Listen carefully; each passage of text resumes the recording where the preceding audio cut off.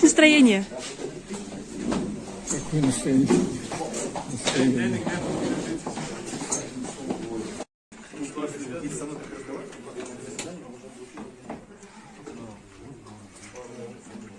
Здаю лужи.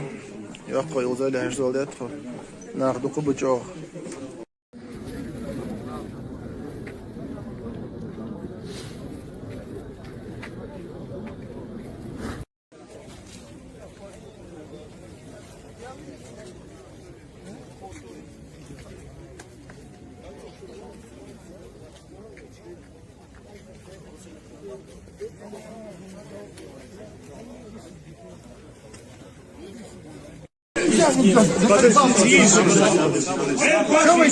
На вас был составлен 318 статья.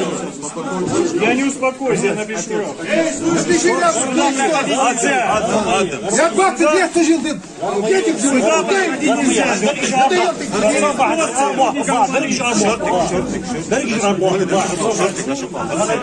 И что, надо кидаться на меня? Нет, он не кидается. Нельзя этого делать. Что ты?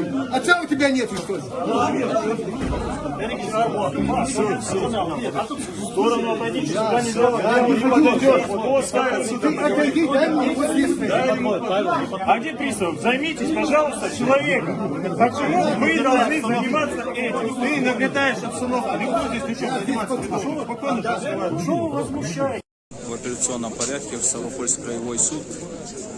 С нашей позиции, с позиции защиты, мы абсолютно уверены в том, что данный приговор носит незаконный характер, необоснованный, немотивированный, ввиду того, что на всем протяжении как предварительного следствия, так и судебного следствия, хоть мы и не должны были по закону доказывать невиновность наших подзащитных, но все же у нас дело специфическое, защита целиком и полностью доказала невиновность осужденных лиц на все 1000, а то и 1 000 000 %.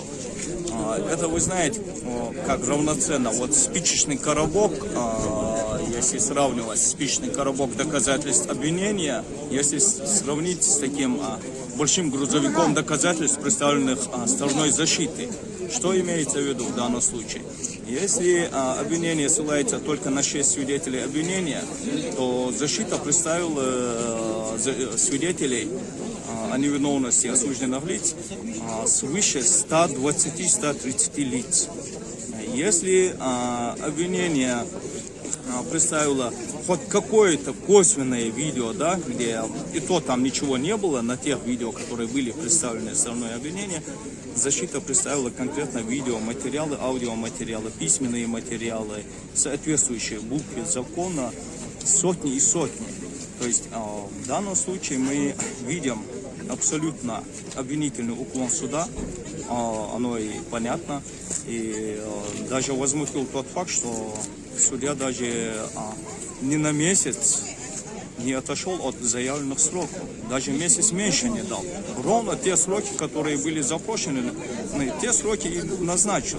То есть, понимаете, это настолько предрешенность и настолько обвинительный уклон, что сторона защиты испытывает некое возмущение этим фактом. Да, по Конституции у нас суды независимые, но мы и раньше говорили, и сейчас говорим, защита и наши подзащитные, мы уверены в том, что данное дело носит исключительно политический характер, показательный характер, но отнюдь не характер закона и справедливости. Мы считаем, что этот приговор не только несправедлив, он даже жестокий, на наш взгляд. Мы считаем его жестоким. Это проявление излишней жестокости к старикам, которым почти по 70 лет.